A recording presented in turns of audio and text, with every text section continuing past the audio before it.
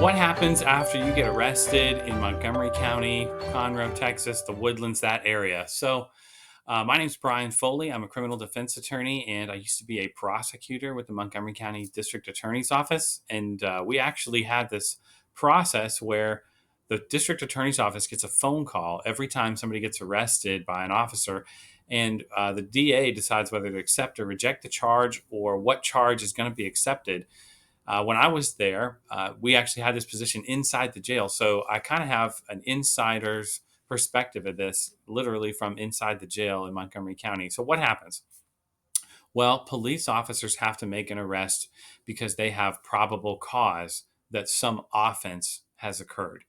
And that means that based on the totality of the circumstances, somebody would believe that crime had either just occurred or was about to occur, because they could make an arrest for an attempt or something like that.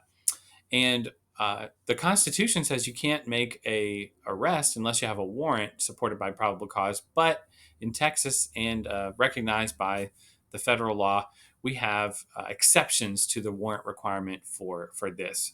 Article 14 of Code of Criminal Procedure says how an officer can make an arrest without a warrant. So the first way is that maybe the officer sees the event happen. An officer can arrest for an offense that occurs within their presence or view.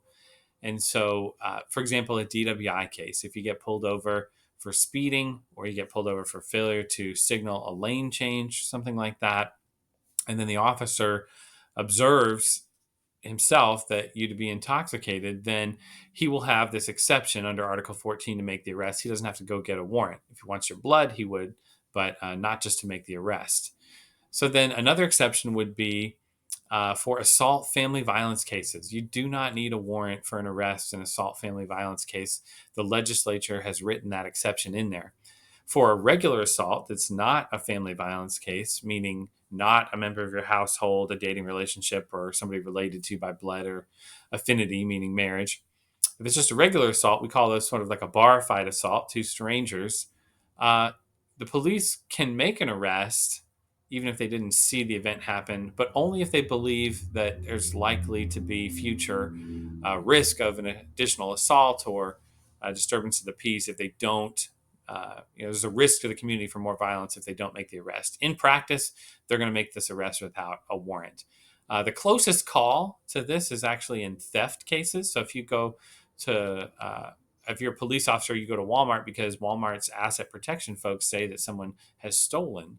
Well, you didn't really view the offense take place. You're coming in after the fact. I think technically you should have to get a warrant, but if it's within, an hour, 30 minutes of the time the person's still there on scene, they're matching the clothing that is seen on the video cameras, they're going to make that arrest, at least in Montgomery County.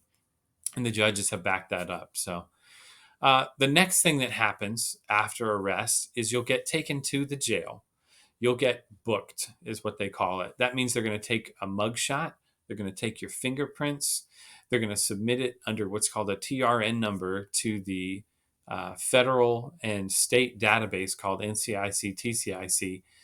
And then they're going to log you into the jail's system as booked in on the case. They're going to take this fingerprint card called a 10 print. And that is what proves who this person was that was arrested. Because sometimes people give a false name. So they get the fingerprint and then they'll run it through an FBI system to see if that's really the same person or they have an alias. When the booking is done, what'll happen in Montgomery County is every day in the morning they have what's called PC court or an Article 1517 hearing. And this is where the judge tells you have a right to an attorney, you have the right to remain silent, anything you say can and will be used against you, things like that. And then the judge will set a bond in the case for almost every case. There's a few exceptions, very serious felony cases like capital murder or a prior felony that has an aggravated nature with a weapon, and then a new felony while that's indicted. It's a few exceptions like that that rarely come up where they can give you no bond at all. So most of the time, the judge is going to set a bond in the morning, and but you'll have to wait in jail until that morning. So if you get in, let's say, if you're arrested at 7 in the morning, they have a docket for PC court at 9 o'clock. Okay, you are probably going to have to wait all the way till the next day because they're almost done with that docket. The next thing that will happen once the judge sets a bond, if you have the ability to pay that bond or you have a family member on the outside that can pay the whole bond, you can do what's called a cash bond where you pay the entire bond yourself and put that money up and give it to the jail, which you can do either with a cashier's check or a money order. Or you could get a surety bond, which is where a bail bondsman comes in. It's a little more convenient. The bail bondsman can go down there, can check up on things. So if you don't have the cash lying around for the full amount of the bond, a bail bondsman is a great way to get your loved one out of jail. Then at that Article 1517 hearing, when you're bonded out, the judge will have given you some things on pieces of paper. If it was a DWI, you may get what's called the DIC 24, DIC 25, which are related to your driver's license. If it's any other offense, you're just going to get a statement of the bond. And then for certain offenses like assault family member or any felony offense, you may get something else called bond conditions. Bond conditions are things that basically make you be on probation while the case is pending. Then you will get a court date as well whenever you leave jail. Your court date is called the arraignment, and that is where you want to have a lawyer before you end up going to that first court date so you can have someone defend you. That's everything that happens after you're arrested in Conroe. Thanks for watching. Don't forget to like and subscribe, hit the bell for notifications, and we'll see you next time.